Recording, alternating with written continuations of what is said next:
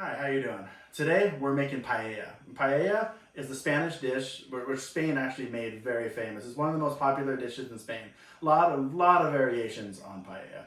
You have all different kinds. You can do a vegetarian paella, you can do a seafood paella, a chicken paella, but we're doing what is called the paella a la Valencia. The reason Valencia has their own style of paella, and a lot of people will say this isn't traditional or this isn't this. This is just a way of paella that I was shown how to do.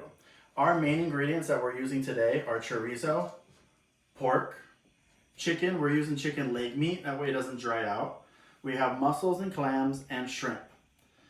We have onions, tomatoes, bell peppers, garlic, homemade chicken broth, paprika, salt and pepper, fresh parsley, green peas, and some lemon, and most importantly, saffron and white wine. The only thing you'll need is a paella dish, which I have right now getting very, very hot, as you can see. I like to preheat the dish very, very hot and then go ahead and turn it down a little bit at that point. We want it hot because we don't want anything to stick completely to it and burn, but we want it hot enough to sear everything. What we're going to start with first is olive oil. Pretty generous amount of olive oil around the pan. Make sure you have a towel and be careful, and then just kind of move it around a little bit.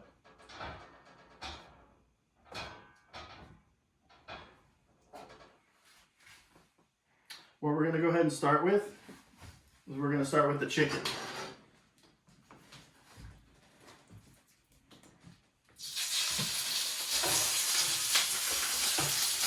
When your pan is really hot, it's going to make this sound, and that's a good sound. That's what you want to hear. Don't worry, sometimes it gets away from you.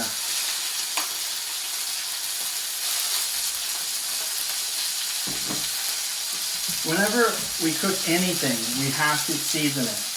So I'm going to start with a little bit of kosher salt and a little bit of fresh ground black pepper.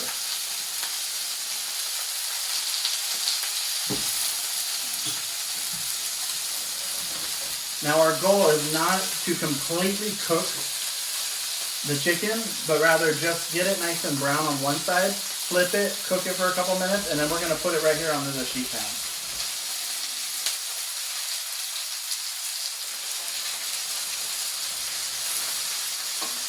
You can see because we have the pan really hot, nothing is sticking to the pan right now, which is a good sign.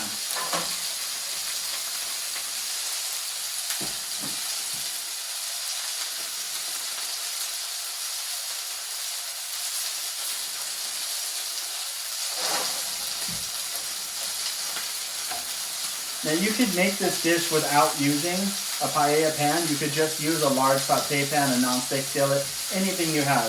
We happen to have a large paella pan because I bought a gift from my mother about 5 years ago, and she never used it. So I stole it back from her, and I think anytime you give somebody a gift and they don't use it for 5 years, you can go into their house and take it. So still not quite ready. This is kind of what we're looking for, is a nice little brown on top of there. Once you see that, we can go ahead and start turning.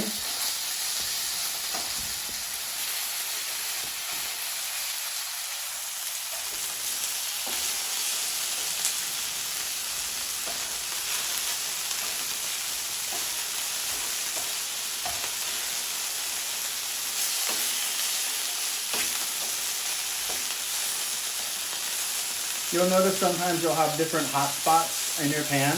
What you could do is you could always move other items to those hot spots. That way you get a nice even cook. The other reason I start with the chicken is because you don't ever want to crowd your pan. A lot of our proteins that we have are going to be cold or even room temperature at best. When you put them into the pan, it's going to cool down the metal, and it's going to make it harder to get brown searing on top of your food.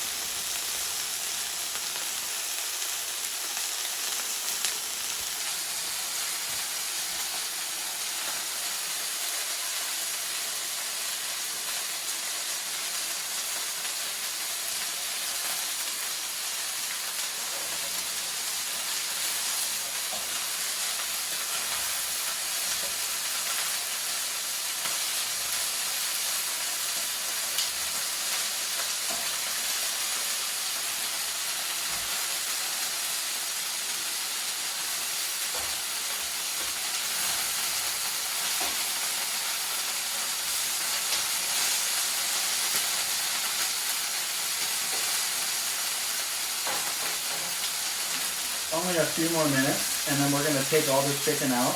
You're going to see that the chicken's still going to be rare or medium rare, which is fine because we're going to finish cooking it once all the rice and the broth goes into the dish. With this dish, you just really want to build your flavors.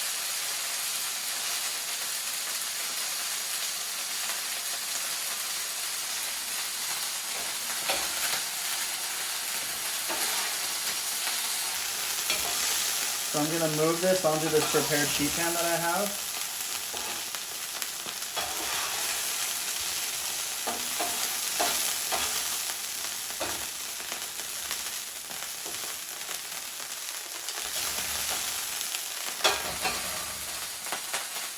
And now we're going to add our diced pork tenderloin, and then this is not a traditional dry Spanish chorizo, but this is an El Salvadorian chorizo that I found on the market.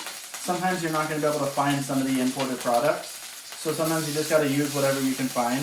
And this will still give it that nice smoky, rich spice flavor that the dish needs from the sausage.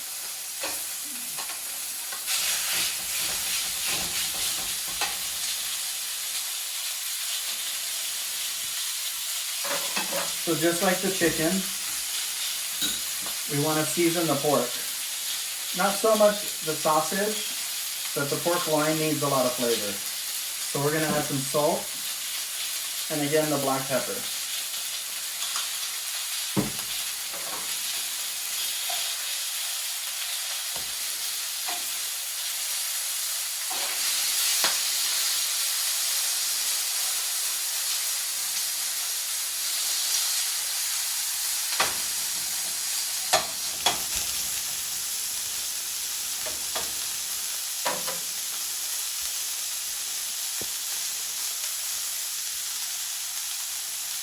The pork is a really lean meat, but the sausage has a lot of fat to it and oil. And so we want to try and get as much of this fat and oil out of the sausage as we can to help brown the pork and also lend flavor to the pan.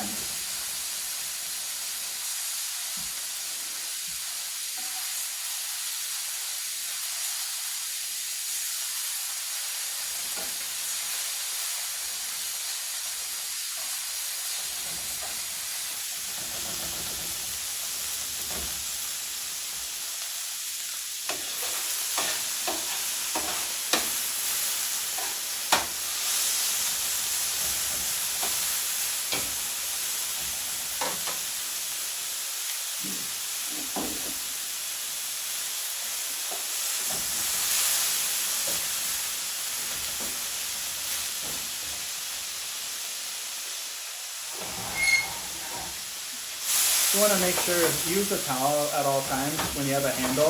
You can help move the pan around that way. You don't want to burn yourself. And I like to switch to a wooden spoon. That way you're not scraping metal on metal. Sometimes cheaper made metals will lead like a metallic flavor to the food, and we don't want that. So again, we're not trying to cook the food completely. We're just trying to build flavor on it. So I'm only going to let this go for another minute or so. And then I'm going to remove this, mix it with the chicken over here. And then we're going to start cooking our onions and bell peppers and tomatoes and garlic.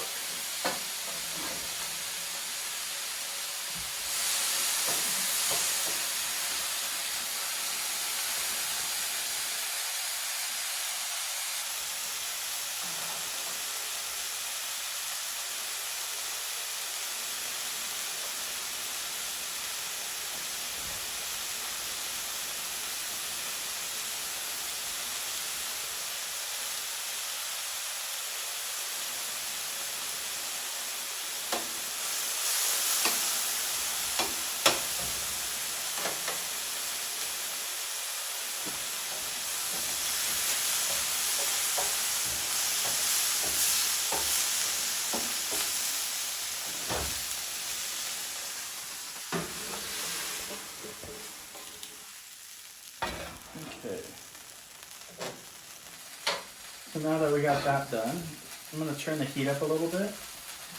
And I'm going to go ahead and add just a little bit more olive oil to this. Not a lot, you don't want your food too greasy.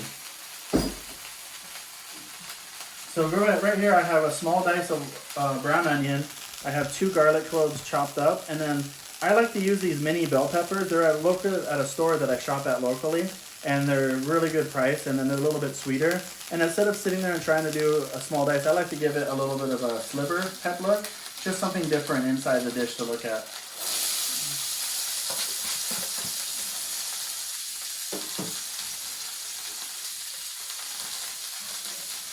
So go ahead and give that a stir.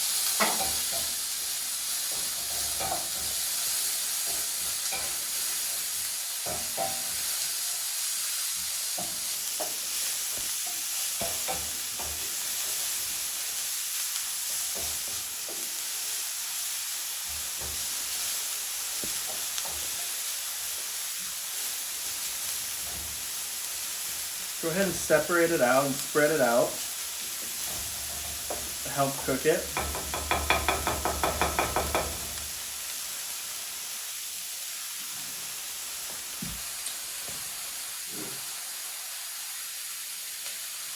Now, after this starts to get a little bit translucent and just kind of softens a little bit, we're going to add tomatoes. I like to add fresh tomatoes to this. You'll see recipes that say you could use a canned tomatoes, a tomato sauce, a tomato puree, a tomato paste. It's all really good to use. I just like to use the fresh vegetables if I have the fresh vegetables. Sometimes opening a giant can of tomato when I only need a little bit doesn't work for me. It's easier for me just to use a single tomato, chop it up, and throw it in there. If you get a nice fresh tomato, like this was a really large tomato right here, it has lots of liquid inside of it already, so you really don't have to worry about having to add more liquid to it.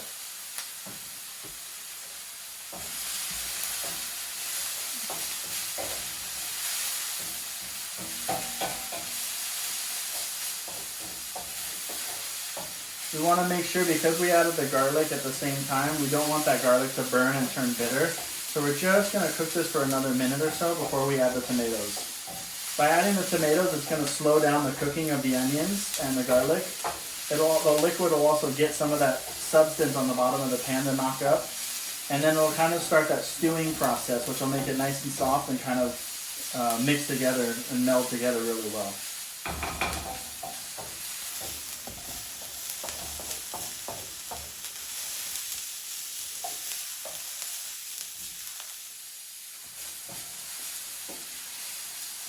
So I'm going to go ahead and add the tomatoes at this point.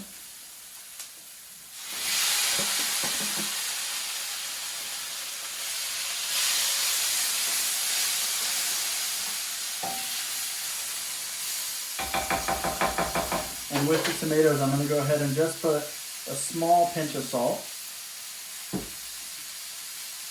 small pinch of black pepper,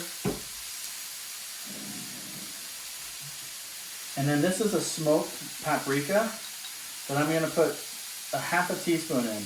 That's a quarter and another quarter. If you like a lot more, you can definitely use a lot more if you like to. With salt and pepper, if you like the dish saltier, you put more salt. If you like the dish hotter, you put more paprika, more black pepper. If you don't like a lot of salt, you're trying to cut back on salt, put a little bit less in there. Recipes are really just a guideline. If you like more bell peppers, you like different bell peppers, use it. You like different tomatoes, use it.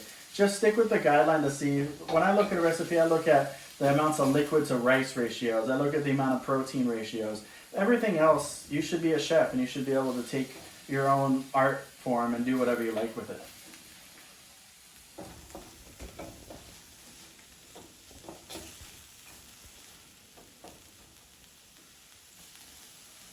So we want to cook this until it gets a little bit more dry before we go ahead and add the rice to the dish.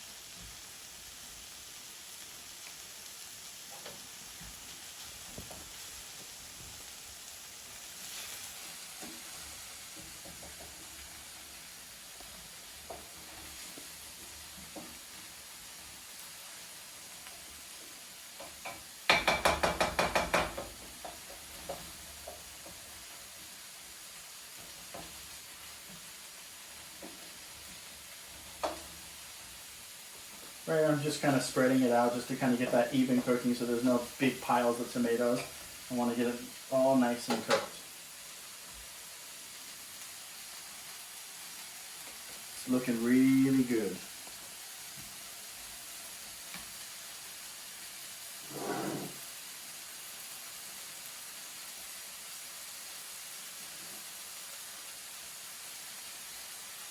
See how that liquid is doing? It's looking really good.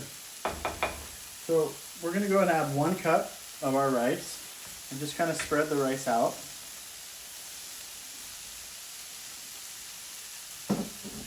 And what you want to do is you want to mix the rice. You want this oil and this liquid and everything. You want each rice, theoretically, to get coated by this oil and by this liquid.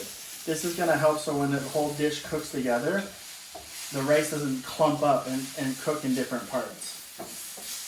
You don't want big clumps of rice. You want this nice, even distribution of rice in this dish. It doesn't take long at all. Just get it nice and stirred up.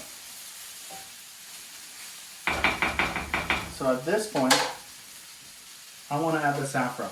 Now I have a big pinch because I got a big hand. So lucky for me, we're going to get a lot of saffron in this dish. Again, just like everything, spread it out evenly. And then we also want to start adding the white wine. I typically don't measure because to me it's a matter of the size of the pan. I just want a nice even layer around the pan.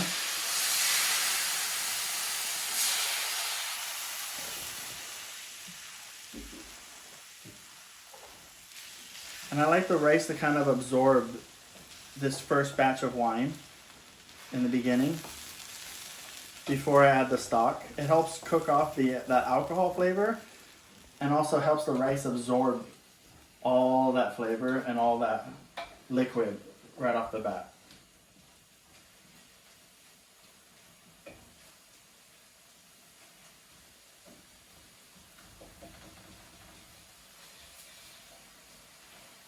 You can see a lot of that is already soaked up or evaporated, which is great.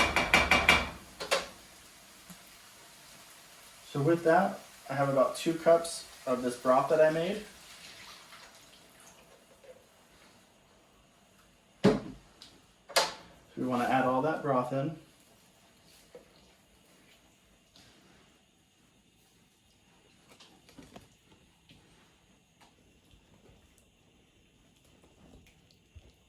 And get it nice and stirred up.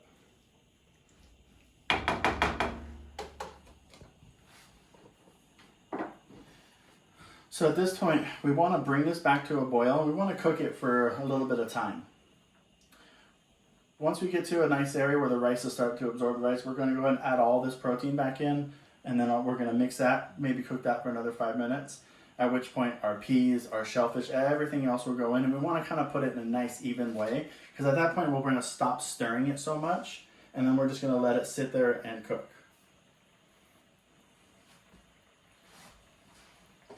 What I'm going to do at this point is I'm going to taste so I can see where we're at with salt, pepper, paprika.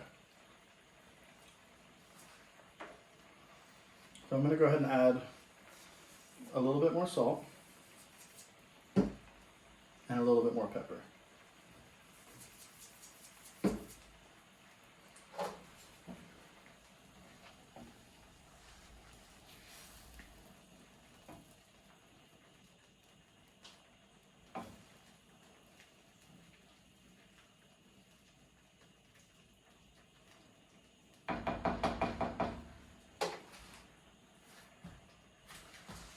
I'm going to turn the heat down just a little bit. I can see now it's starting to get at a good place.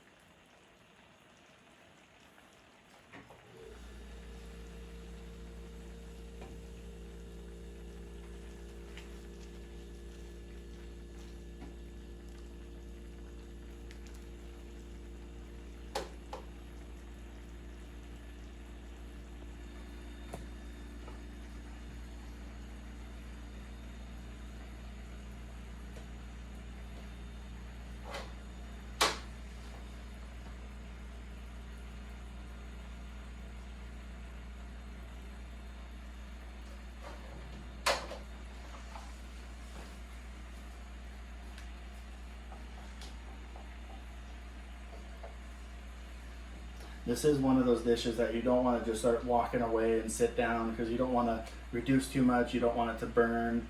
You want to keep an eye on it, control the temperature, and just kind of really sit there through the whole process. Now I know the chorizo is still really, really raw, so I'm going to go ahead and put these in.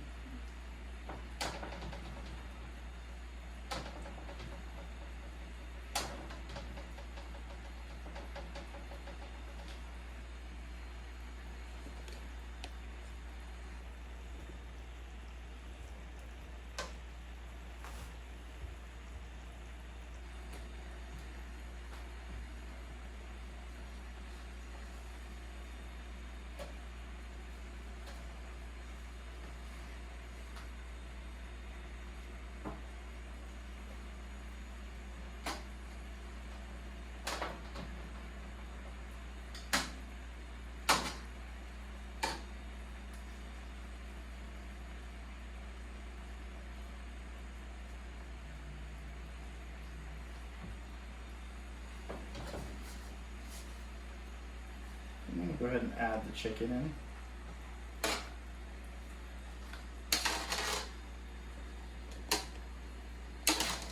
Again, the chicken was about medium rare cooked, and also we use chicken thighs, so I'm not worried about the chicken thighs getting overcooked. They'll retain their moisture very well. If we would have used chicken breast, I might have waited a little bit longer before adding it. The pork loin, since it's so lean, we're going to wait a little bit to add the pork loin back in.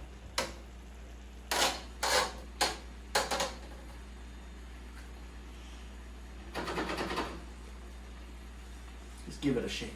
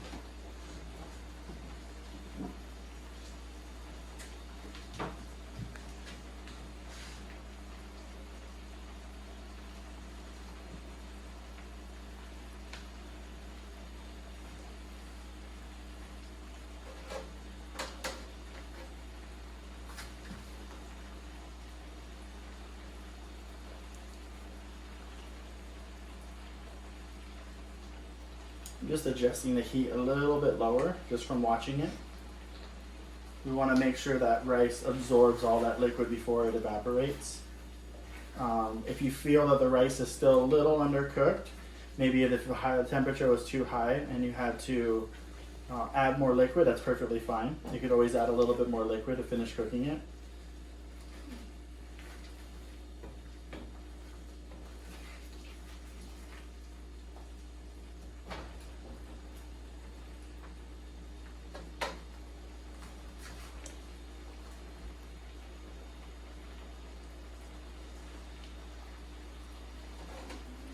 ahead and add the pork into the dish.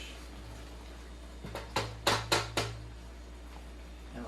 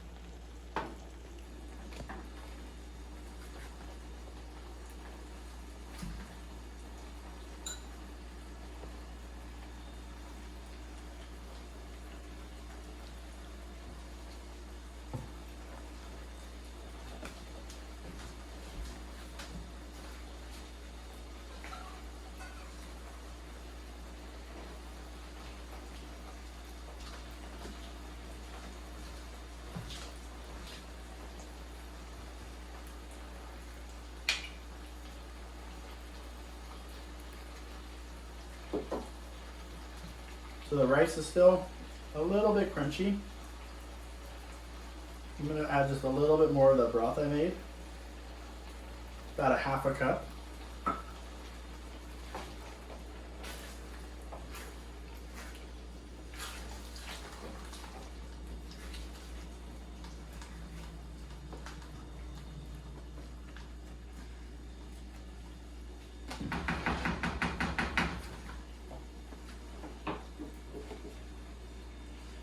At this point, I'm going to go ahead and add our shrimps.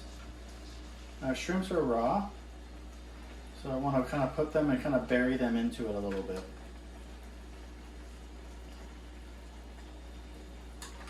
This dish can go into the oven. Some recipes ask you to put it in the oven, but you can also do this one on the stovetop the whole time as well.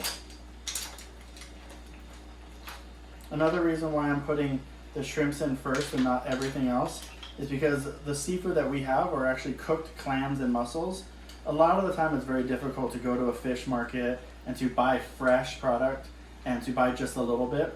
But with the frozen products, it's just as good, and you could pull out what you need and then put it back in whenever, or put it back in the freezer whatever you don't use. So we'll let the shrimp cook for a little bit.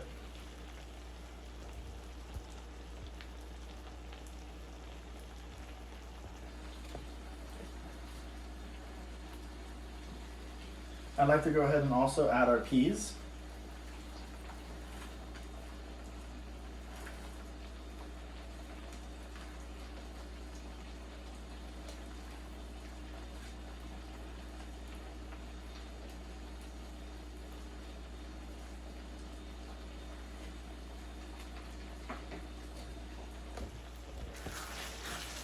And you can really see the color of this dish is now coming out.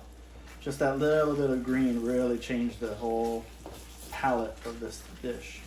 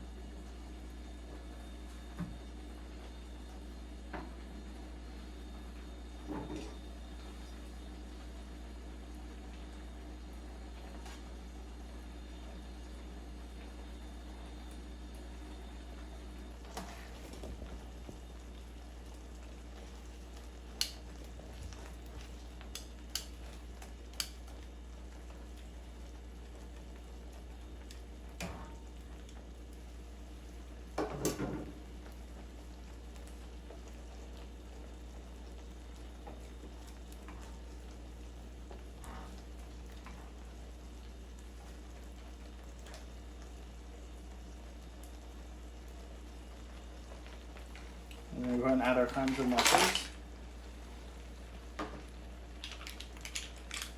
Just kind of spread those out throughout the dish. These you're really just trying to warm up. You don't have to worry about them cooking, but you do want them to warm up. So I like to just kind of push them into the dish and put a little bit of the dish itself over it.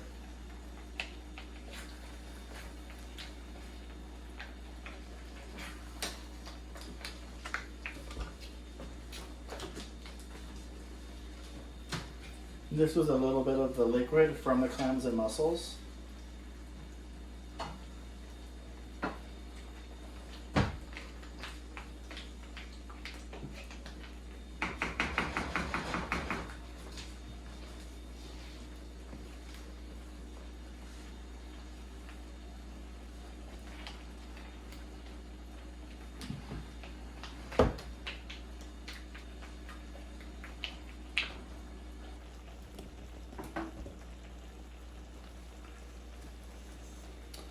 So now we want to see how we're doing on the doneness of the rice. Just trying to get the rice. I don't need to take a big bite of everything right now, just yet.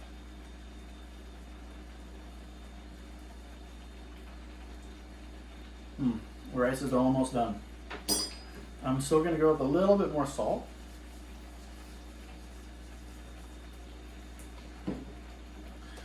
Another pinch of the black pepper.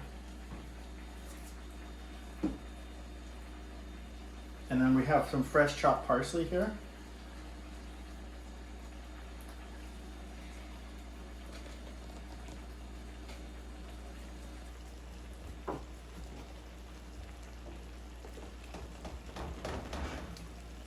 Give this a nice stir.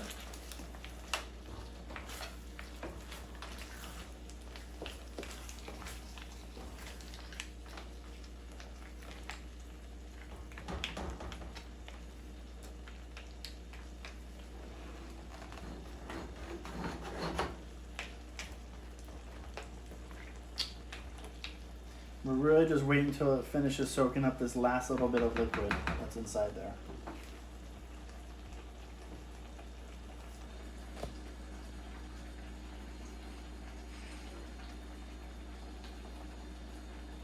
They make these paella pans sometimes 5-6 feet wide, even more I suppose.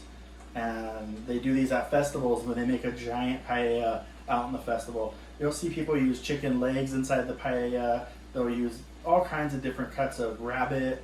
I haven't seen beef too much, but a lot of vegetarian versions and a lot of different seafood, octopus, lobster, squid. So really the variation is completely up to you. The key with whatever protein you're making is just do it in batches. So you make sure they don't overcook. You know, the shrimp cooks so much faster than the chicken, I wouldn't have cooked the shrimp early. The mussels and clams are already cooked. I just want to add those at the end. Just keep in mind those kind of details when whatever you're deciding to cook inside your paella.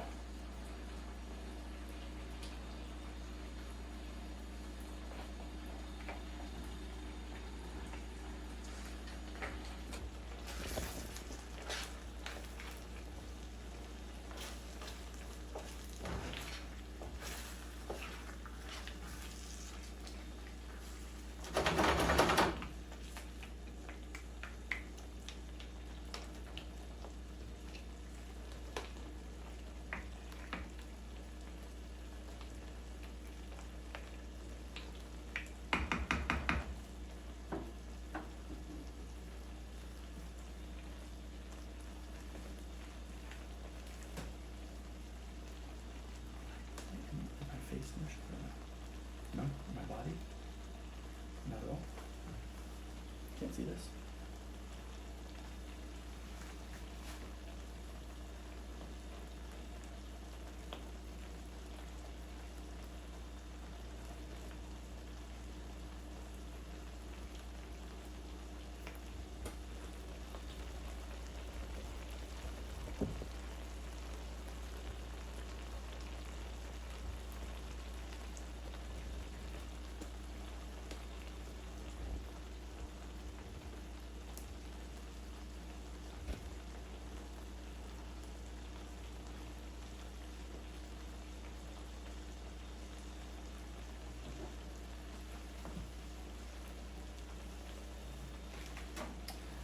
So you'll see when you're making paella, I was stirring this around a lot. to kind of make sure everything is evenly coated. But if you were to leave it flat the whole time, you actually develop this kind of a burnt, crispy layer on the very bottom of the rice. It's called the socreat. The socreat is a very, very important part of this dish. This one might not come out somewhere because of all the stirring of it, but if it does, it kind of leaves this nice even layer, because if you use, especially if you use this paella pan, that a lot of people love to kind of get at the end and get that nice crunch at the end. So we're gonna not stir this for the remainder. Hopefully we can build a little bit in certain parts, and we'll just kind of wait for this last little bit to soak everything up. Let's try and push this final bit of rice down inside.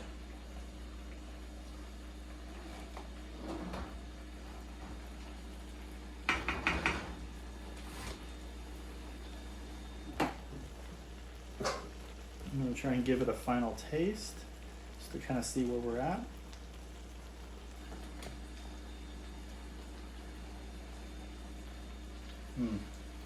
It's really good.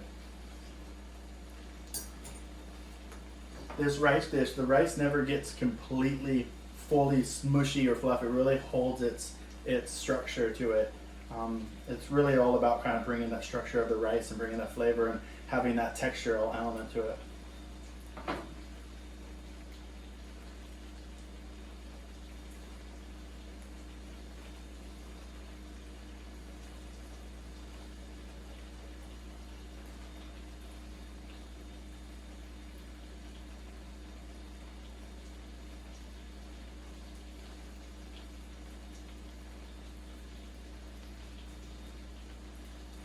This is really close to being done. And it smells really, really good.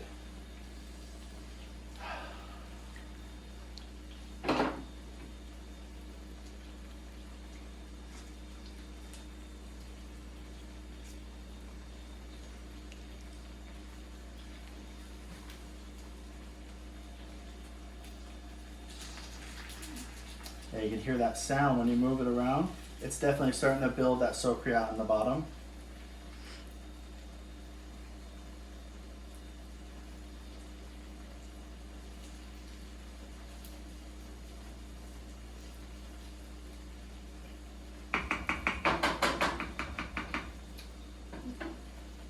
And give it one last, let's find another spot.